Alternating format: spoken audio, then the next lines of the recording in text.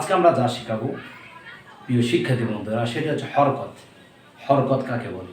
আপনি কোরআনুল কারীম সহি করে পড়ার জন্য, কোরআনুল কারীম সুন্দর করে বোঝার জন্য হরকত জানাটা অতীব গুরুত্বপূর্ণ। কোনো ব্যক্তি যদি চায় কোরআনুল কারীম সহি করে পড়বে আর সে হরকত সম্পর্কে জ্ঞান রাখবে না, তাহলে সে কখনো নয় কোরআন শিখতে পারবে না।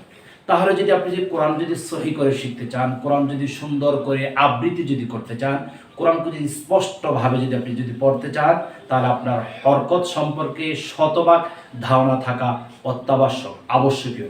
তাহলে একজন স্টুডেন্ট অথবা স্টুডেন্ট বাহিরে আমরা যারা রয়েছে কোরআন শিখছি, তাদেরকে হরকত সম্পর্কে ধারণা রাখা অতীব জরুরি। তাহলে আজকে আমাদের মূল কিতাব আদ-দুরুসুল আরবিয়্যাহ এর 20 নম্বর ক্লাস আমরা পাঠদান শুরু করবো এখনই। আর আমাদের মূল কিতাব আদ-দুরুসুল আরবিয়্যাহ এর 19 নম্বর পাঠ, অর্থাৎ আদ-দারসুত তাসি' আশারা। তাহলে এখানে আমরা হরকত শিখব। আমরা এখানে লিখছি হরকত, আরবিতে আল হারাকাত। হরকত, হরকত কাকে বলে আমরা প্রথমে এটা জানব। হরকত হচ্ছে এক জবর এক জের এক পেশকে হরকত বলি। আপনারা যদি ভোরের দিকে লক্ষ্য করুন, আমি জবর উপরে দিয়েছি, জের নিচে দিয়েছি, পেশ উপরে দিয়েছি, মাথা রাখবো। এক জবর এক জের এক পেশকে হরকত বলে। আবার বলছি, এক জবর এক জের এক পেশকে হরকত বলে। এক জবর এক জের এক পেশকে হরকত বলে। প্রিয় শিক্ষার্থী বন্ধুরা, তোমরা যারা আমার এই মুহূর্তে প্রোগ্রামগুলো দেখছো, আমার সাথে তোমরা একটু উঁচু আওয়াজে বলার চেষ্টা করো, যাতে করে তোমাদের মুখস্থ হয়ে যায়। এক জবর এক জের এক পেশকে হরকত বলে। এক জবর এক জের এক পেশকে হরকত বলে। হরকতের উচ্চারণ কিভাবে করতে হবে সেটা আমরা লিপিবদ্ধ করেছি। হরকতের উচ্চারণ তাড়াতাড়ি করিয়া পড়িতে হয়। হরকতের উচ্চারণ তাড়াতাড়ি করিয়া পড়িতে হয়, এটা টেনে পড়তে হয় না, এটা তাড়াতাড়ি পড়তে হয়। তাহলে আবার আমি রিপিট করছি, হরকত কাকে বলে? এক জবর এক জের এক পেশকে হরকত বলে। হরকতের উচ্চারণ তাড়াতাড়ি করিয়া পড়িতে হয়। হরকতের উচ্চারণ তাড়াতাড়ি করিয়া পড়িতে হয়। প্রতিটি স্টুডেন্টদের জন্য হরকত সম্পর্কে জ্ঞান রাখতেই হবে। যদি সে না রাখে, তাহলে সে কোরআনুল কারীম সহি করে পড়তে পারবে না। তাহলে হরকত সম্পর্কে আমাদের ধারণা থাকা অত্যাবশ্যক। আবার বলছি, হরকত কাকে বলে?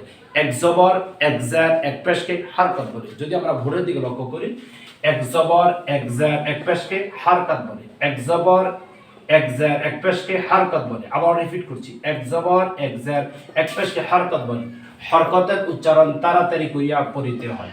হরকতের উচ্চারণ তাড়াতাড়ি করিয়া পড়িতে হয়। কিভাবে সেটা উদাহরণ আমরা দিয়েছি। যেমন বা মাসালান হামজা জবর আ, কোন একটি হরফের উপরে যদি সোজাসুজি একটি টান যদি থাকে, এভাবে যদি সোজাসুজি টান থাকে তাহলে হবে জবর। নিচে যদি সোজাসুজি একটা যদি টান যদি থাকে তাহলে হবে জের। উপরে সোজাসুজি টান হওয়ার পরে যদি মাথাটা যদি গোল হয়ে যায় তাহলে হবে পেশ। তাহলে আমরা জানলাম এক জবর এক জের এক পেশকে হারাকাত বলে। এক জবর এক জের এক পেশকে হারাকাত বলে। এক জবর এক জের এক পেশকে হারাকাত বলে। যেমন হামজা জবর আ, হামজা জের ই, হামজা পেশ উ, আ ই উ, আ ই উ। প্রিয় শিক্ষার্থী বন্ধুরা, এই উচ্চারণটা তোমরা ভালো করে জানতে হবে। হামজা জবর আ, হামজা জের ই, হামজা পেশ উ, আ ই উ, আ ই উ, আ ই উ। তারপর উদাহরণ স্বরূপ আমরা আরো দুই একটা উদাহরণ সামনে রেখেছি। বা জবর বা, বা জের বি, বা ফেসবুক, বা বি বু, বা বি বু। বা জবর বা, বা জের বি, বা ফেসবুক, বা বি বু, বা বি বু। তার প্রথম যে উদাহরণ আমরা শিখলাম, হামজা জবর আ, হামজা জের ই, হামজা পেশ উ, একসাথে কি হবে? আ ই উ। আমরা দ্বিতীয় যে উদাহরণটা সামনে রেখেছি, বা জবর বা, বা জের বি, বা ফেসবুক, বা বি বু, বা বি বু। তৃতীয় নম্বর আমরা যে উদাহরণটা সামনে রেখেছি, তা জবর তা, তা জের তি, তা পেশ তু, তা তি তু, তা তি তু। এভাবে যদি আমাদের একজন স্টুডেন্ট যদি আমাদের আজকের ক্লাসটা পরিপূর্ণভাবে করতে পারে, তাহলে সে অনুধাবন করতে হবে। এভাবে আরো 29টি হরফে জবর জের পেশ দিয়ে সে সাজিয়ে গুছিয়ে উচ্চারণ করতে পারবে।